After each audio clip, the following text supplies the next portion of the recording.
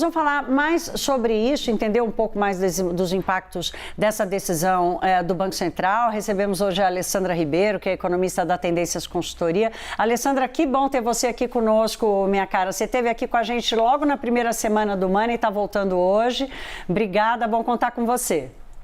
Bom dia, Thaís. Bom dia, Priscila. Bom dia a todos. É um prazer estar com vocês. Muito obrigada pelo convite. Que bom. Alessandra, eu quero te perguntar sobre um aspecto que não tratamos aqui, que é crescimento econômico. A taxa de juros sobe, o crescimento econômico reflui. Não é o que está acontecendo no Brasil até agora, pelo contrário, né? O Banco Central, quanto mais ele sobe os juros, mais sobe a previsão para o PIB. Quando essa dinâmica vai se inverter para uma coisa mais normal e se isso realmente vai acontecer? De fato, Thaís, a gente observa e observou no primeiro semestre do ano uma resiliência aí bastante expressiva da economia brasileira, inclusive levando os analistas e nós aqui da Tendências também a revisar positivamente o PIB de 2022, mas negativamente o PIB de 2023. Porque a expectativa é que essa política monetária toda faça efeito, em especial, no segundo semestre, a partir do segundo semestre desse ano, ou seja, já a partir de julho, a gente deve observar um efeito mais expressivo dessa política monetária toda. Inclusive, na nossa projeção de 1,7% de crescimento para o PIB desse ano, nós embutimos uma retração da atividade econômica, tanto no terceiro quanto no quarto trimestre desse ano. Para 2023, nós projetamos 0,4%, ou seja, uma desaceleração importante em relação a esse 1,7% de 2022, também pegando o reflexo direto do aperto da política monetária, porque é isso, para controlar a inflação, a gente tem que necessariamente esfriar a atividade econômica, porque uma parte dessa inflação são elementos de oferta, mas tem uma parte dessa inflação importante que são elementos de demanda, então tem que passar necessariamente por esse esfriamento da demanda, e a gente espera esse efeito agora mais claro a partir desse segundo semestre do ano.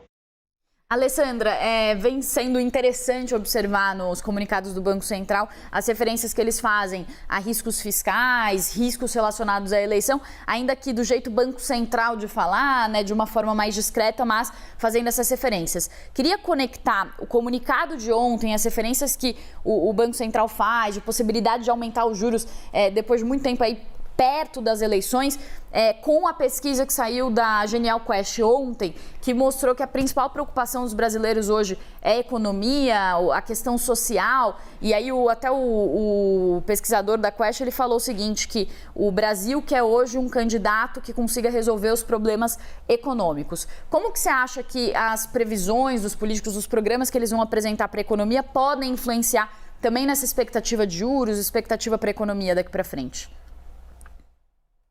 Priscila, acho que tem sempre uma dificuldade quando a gente olha para a campanha, porque uma coisa é falar durante a campanha e outra coisa é quando o candidato senta efetivamente, ou seja, ganhou as eleições e senta efetivamente na cadeira e tem que conduzir a economia.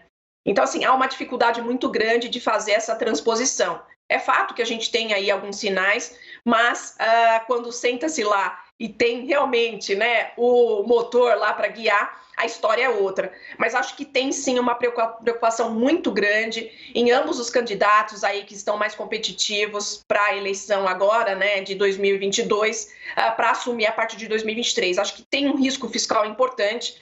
Não é à toa que o Banco Central destacou, eu acho que aumentou, inclusive, esse alerta em relação ao risco fiscal no comunicado de ontem, destacando a possibilidade desses incentivos todos ficarem permanentes.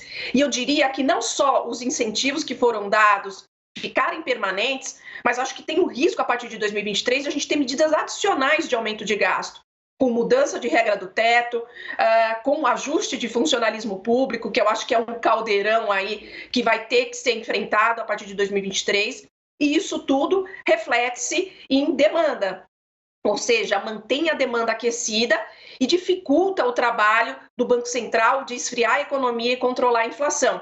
Então, acho que esse risco ele é grande e acho que tem que ficar no radar do Banco Central.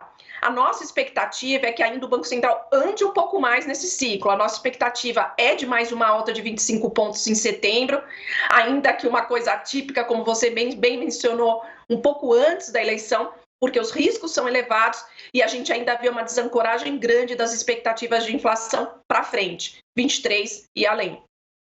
Alessandra, eu conversando ontem com a Udi Cunha, que você conhece, é nosso especialista CNN aqui, ele chamou a atenção para o ponto da credibilidade do Banco Central, né? O fato do BC não conseguir cumprir a meta de inflação por 3 anos seguidos, ele não será punido por isso, porque há justificativa sobrando, mas fica muito claro que ele está sendo diretamente atingido pelo fogo amigo, né? Por essa política, essa sequência de políticas adotadas pelo Congresso e pelo governo. Então, te pergunto exatamente sobre a credibilidade do Banco Central brasileiro, né, que começou a subir antes os juros, fez várias modificações na sua comunicação com o mercado e com agentes econômicos em geral. Perfeito, Thaís. Eu acho que é o que você bem colocou, né? A gente tem todo um trabalho do Banco Central, um Banco Central que reagiu muito antes, principalmente em relação aos países desenvolvidos, que ainda por um bom tempo sustentaram o discurso de inflação temporária e que teriam muito tempo para ajustar suas políticas monetárias e tiveram que correr atrás do prejuízo, reorientando completamente.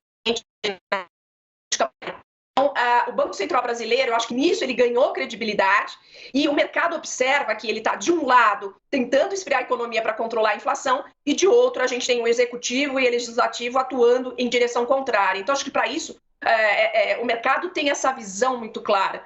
Então, a credibilidade do Banco Central, na minha avaliação, não é arranhada. Acho que não tem nenhum questionamento em relação a isso. Claro que a partir de 2023, a gente tem que entender se esse Banco Central realmente continua, tem mandato para isso, né? Mas quando tiver a mudança, eu acho que esse é um negócio que a gente tem que ter no radar. Como será essa composição do Banco Central quando acabar esse mandato? Se a gente pode ter mudanças que afetariam a credibilidade a partir de nomes indicados. Mas, por hora, eu diria que a credibilidade segue realmente 100%. Alessandra, uma crítica que se faz, né, de uma parte dos economistas é que o Banco Central está sendo muito agressivo em meio a perspectivas de deflação, né, para o dado do IPCA pelo menos de julho, talvez até para agosto, um arrefecimento da inflação para esse ano e numa perspectiva global também de desaceleração das commodities e de recessão, puxando as expectativas de preços para baixo. O Banco Central não estaria sendo muito agressivo, não poderia ter já estacionado essa alta de juros para tentar evitar um impacto maior sobre a economia?